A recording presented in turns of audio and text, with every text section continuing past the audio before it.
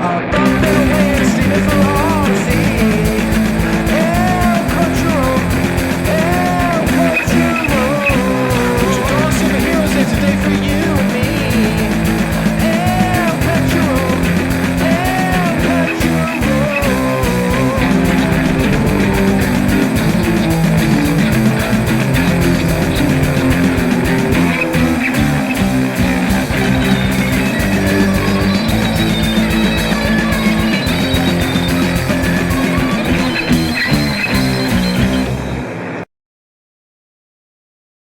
Welcome into another El Cachorro Ahsoka review episode. This may be by far been the best episode of the entire series so far. This episode was fire. Just gonna say that straight up. This was a great episode. This was amazing. If you've been a naysayer about the show so far, if you watch this episode and you don't like it, then you're just a hater. This episode was really good.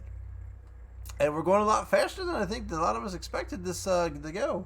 So this was episode 4. It's called Fallen Jedi.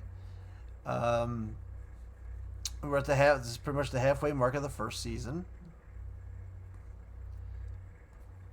And this episode was 9.5 or so. I'm going to go 9.5. We'll get the rating out of the way. 9.5. I'm going to get into spoilers. You don't want to hear spoilers. You might want to take off by now. So we're gonna break down everything. Stuff. There was something, some great stuff in it. We'll just go great stuff. So 9.5. Before I get into spoilers, obviously, like I said, we're talking. I just do want to point out that the highlight for the show so far for me is these two. These two are amazing. Both their performances are amazing. I just absolutely love her. She is like so evil. She just oozes evilness and cockiness, and I was like, how can you not like her character? She is she's doing such an amazing job. She does the glare she kind of gives. She just kind of gives that evil look to her. Her snide remarks she'll make from time to time, and I mean, she is killing it. Actually, I absolutely super am enjoying her. He is so cool and collected, and just whatever. You're in my way now. I gotta take you out. It's like his performance. Ray Stevens' performance is absolutely amazing.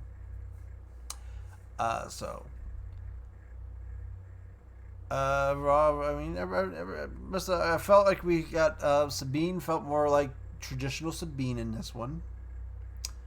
And I started feeling Rosario's Ahsoka a little bit. She's starting to come back to some of her,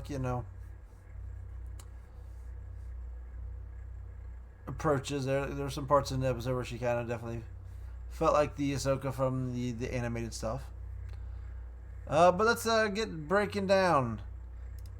So the episode starts with them trying to repair the transmitter so they can get a message to Hera to call for help.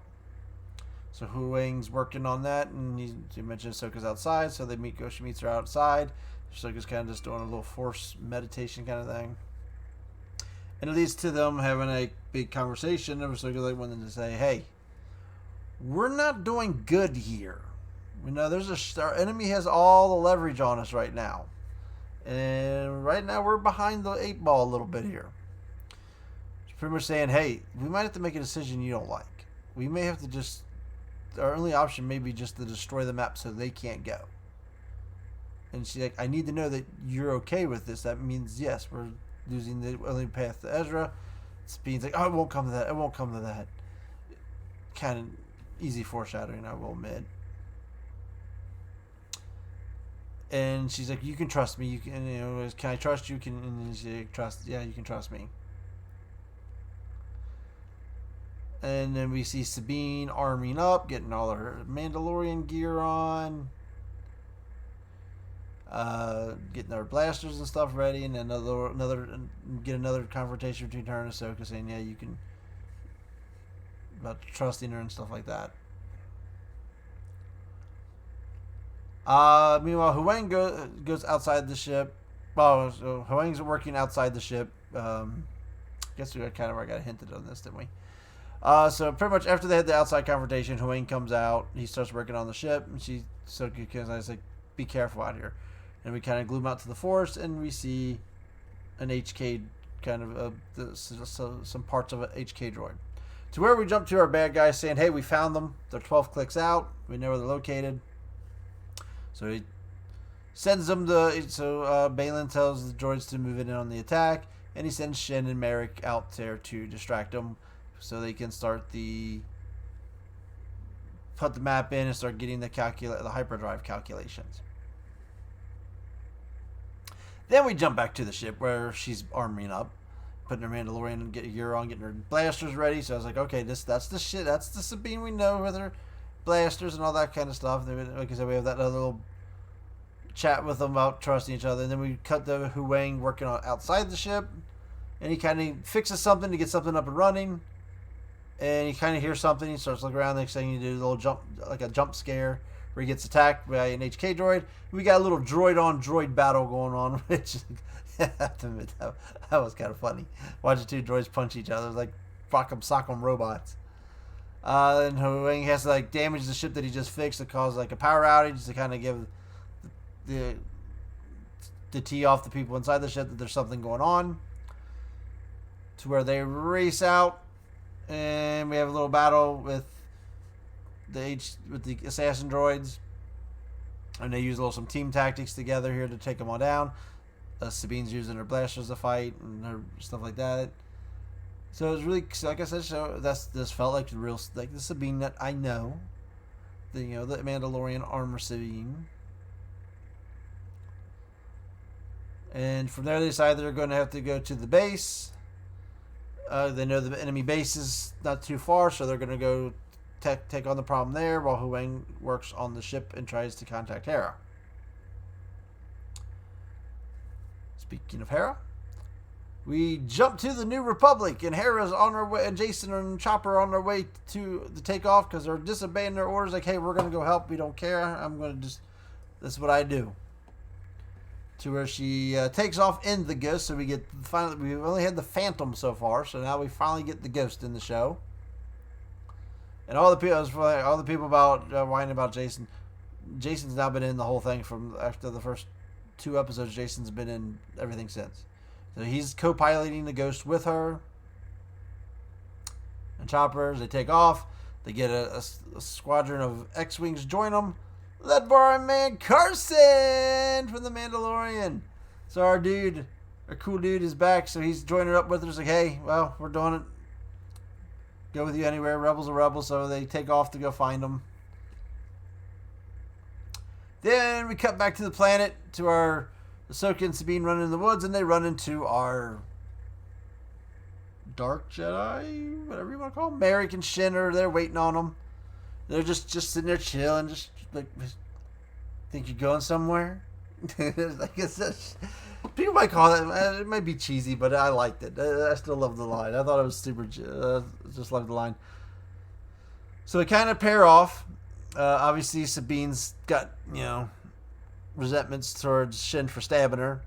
So you kind of see Ahsoka's kind of like sensing. Sabine's like getting frustrated. Sabine just grabs her guns and starts shooting, and Shin starts running off and blocking them, which leaves Ahsoka with Merrick. And they're doing the dance, the lightsaber dance. A lot of lightsaber preparation posing. I know people are going to say, "What? It's not super choreographed lightsaber fights like we got in the Phantom Menace." None of these people are Ray Park, who's a martial artist. This is Rosario Dawson, and well, we don't know who the hell is in that suit. All I know is the Sam Witwer people are going to be very disappointed here very soon. We were hoping it was Star Killer. Not Star. No, I don't think so. So, kind of cut back and forth between her fight and Sabine's fight. Now, Sabine is first fighting with her guns, just shooting at her, chasing her, and shooting her and blocking them.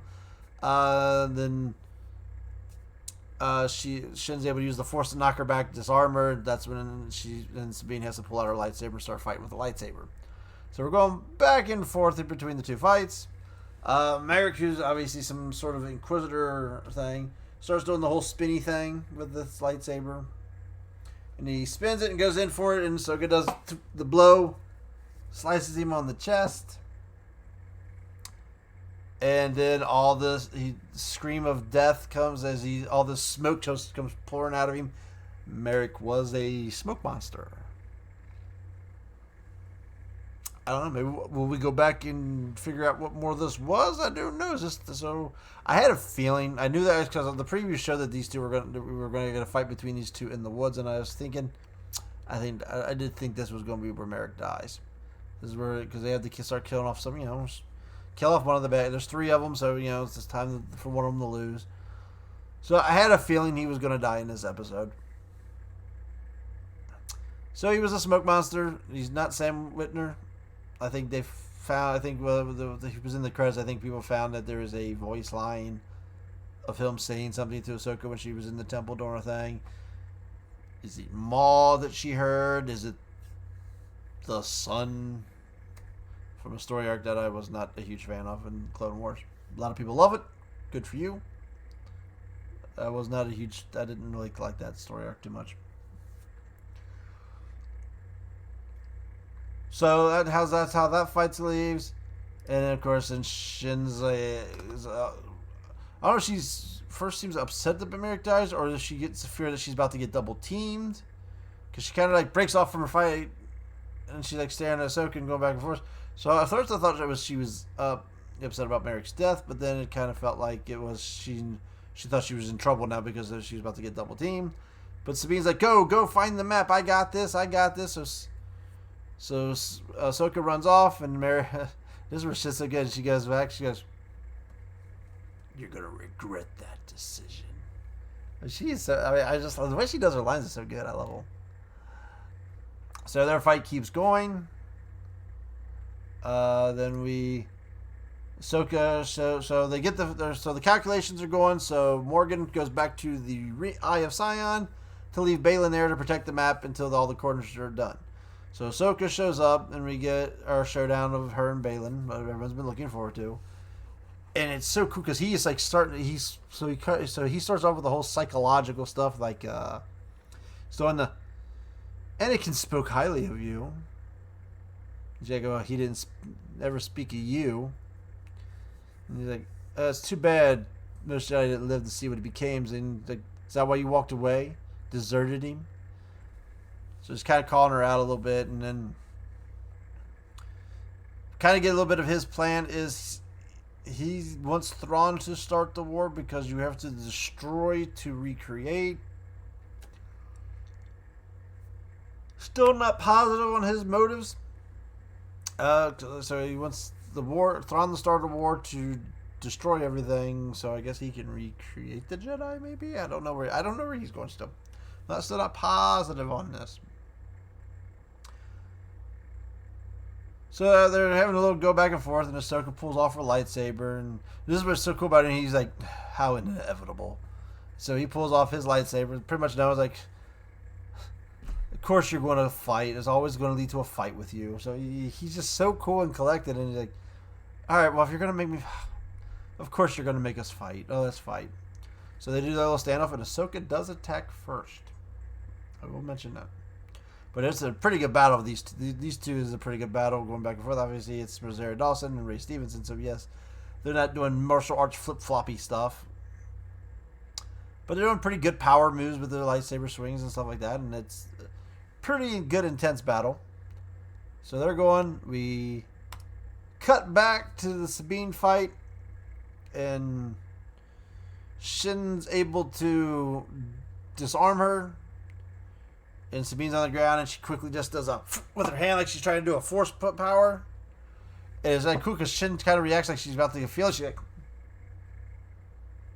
"You have no power." So it's like, so then Ahsoka uses like her little wrist launchers to shoot off the little missiles. That when she goes to block it, knocks Shin's lightsaber out of her hand.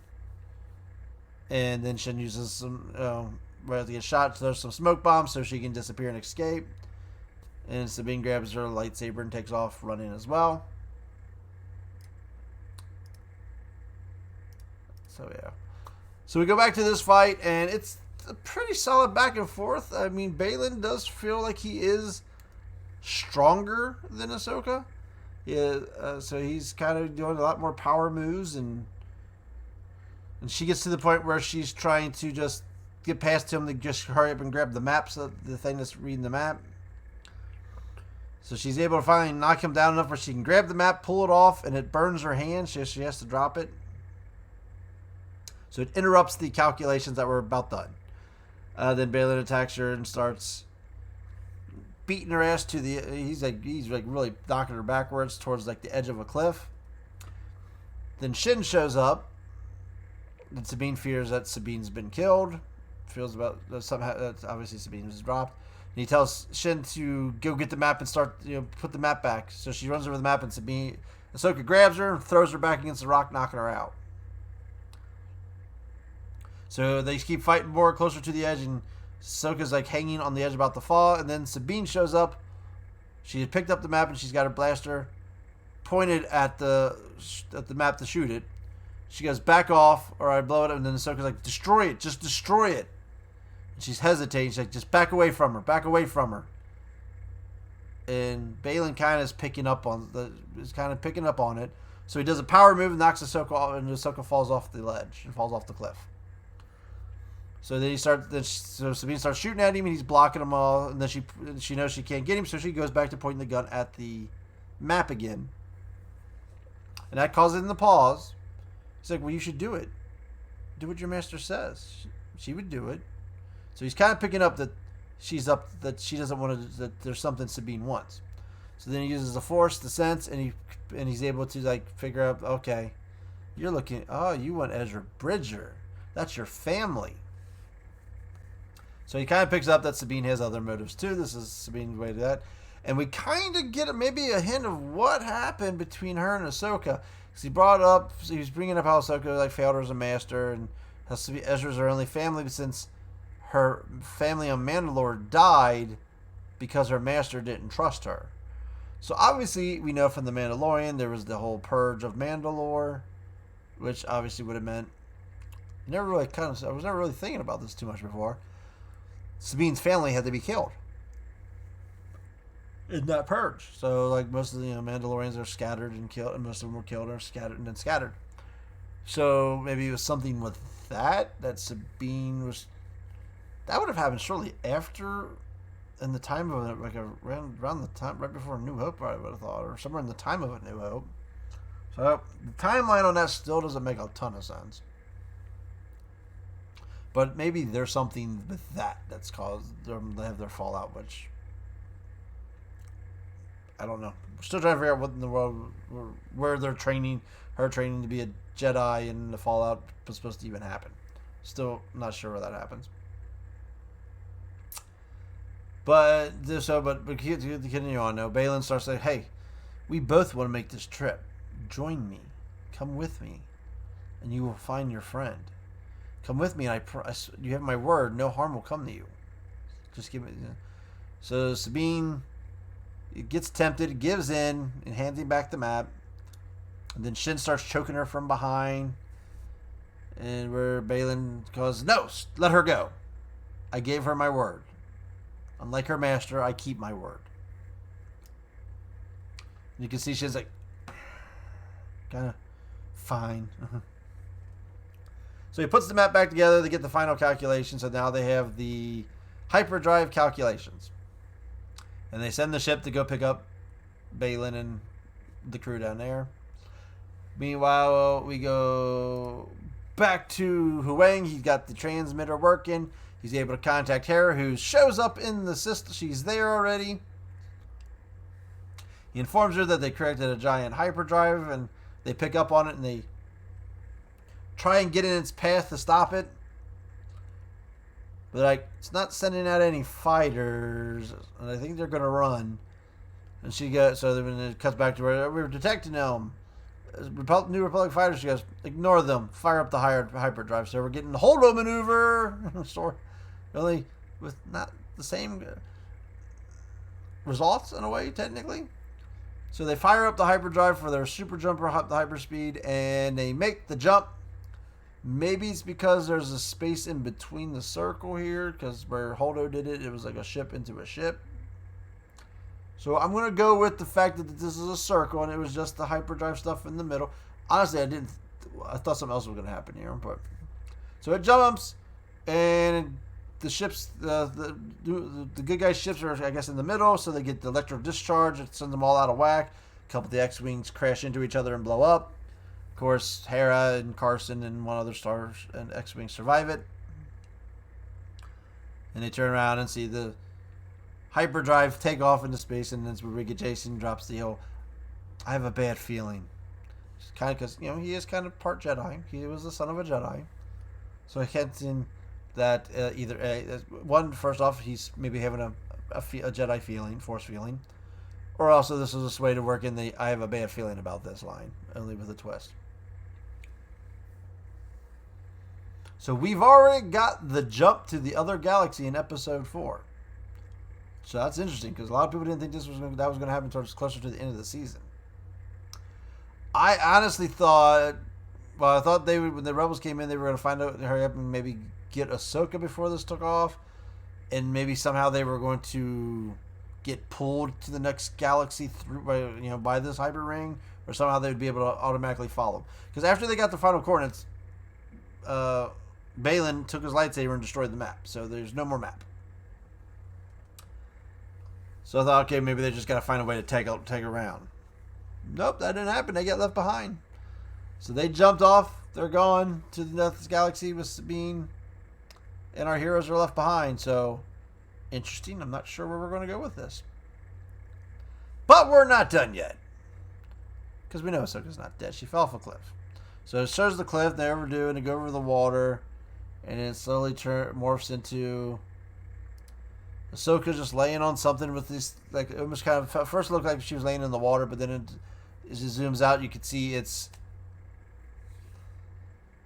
the world between worlds. Another storyline from the animation I was not a big fan of. I don't know if it was planned from the beginning. Yeah, it was still in Rebels, so it had to be. So if he planned this from the beginning, or if this was a cop-out so he could save Ahsoka. Because obviously Ahsoka fought Vader and supposedly died. Then Ezra goes to the world between worlds, is able to rescue her and pull her away from before Vader kills her. Yeah, you got to save Ahsoka that way. I was never a fan of this time travel stuff. I didn't think it belongs in Star Wars. But she wakes up in the world between worlds. And then she starts hearing a voice talk to her. I can't make out what the first part he was. So he said what the first thing he said was. But she says, "Master," and then you hear it's like, "I didn't expect to see you so soon." And she turns around, and standing behind her is Anakin Skywalker. And she goes, "Anakin," and that's where it goes. And that's where it fades to black, because that's how this gotta have a cliffhanger. So we get Anakin. So he's in the world between worlds with Ahsoka. So okay, I don't know. Is that a Force Ghost kind of? I don't know if it's a Force Ghost thing or whatnot. But so this is how I guess we're getting Anakin into the show. So it isn't going to be. Everybody kind of thought it would be like some kind of flashbacks. So I guess he's just going to show up here and talk to her. So I guess that's how we're getting our Anakin interaction here. So interesting to see where that goes. So he's obviously gonna have a speech to her, I guess, about being a master or something like that, or I don't know where that conversation is gonna go with these two. But on the other side, we don't know. I don't know how the good guys are supposed to find their way to this other galaxy. The maps. So maybe he's gonna give her a path for that, or maybe she's gonna use the world between worlds to see where the map get the coordinates that the map leads to. Man, I hope they don't do that. I really don't want them to do that. I wonder if they're going to do any kind of time-wimey thing stuff with this world between worlds thing. But we know they're stuck. But we know the other people have jumped through. So there's a shot we might get Grand Admiral Thrawn in the next episode. I mean, contrary to what people believe, the map was not a path to Grand Admiral Thrawn. It was a path to how to jump to this other galaxy that only an ancient civilization knew how to do, and obviously space whales. So they're jumping there. That doesn't necessarily should mean that they are going to jump right where Grand Admiral Thrawn is. If they do that, that's going to kind of be tacky. So hopefully they have to find Grand Admiral Thrawn once they're at that galaxy, and they have to do maybe some searching for him. We'll see how that. So we'll see where, but there's a good shot we're going to see him in the next episode. I would imagine. So there's that is a high possibility. We're also getting close to the possibility of Ezra. I think. I don't know. I kind of don't feel like we'll get Ezra. I think that Ezra might be the one they hold off till the end of the season for. Have Ezra show up in the last episode or something like that. I think it's possible. But it was a super solid episode. We had some good lightsaber battles. Our villains were doing an amazing job. The way they, as I said, I'm super impressed with the villains. The two fallen Jedi characters. They're doing an amazing work. Great episode though. All right. So we are doing very good. I know the naysayers are poo-poo and everything, but hey, who gives a shit? This show's been pretty good. Like I said, the only thing I've not liked, I don't like this Sabine Jedi stuff. That's the only issue I've had. Other than that, I've totally loved the show. I've totally enjoyed the show. So we will leave it on that, and until next time, Cachorro out.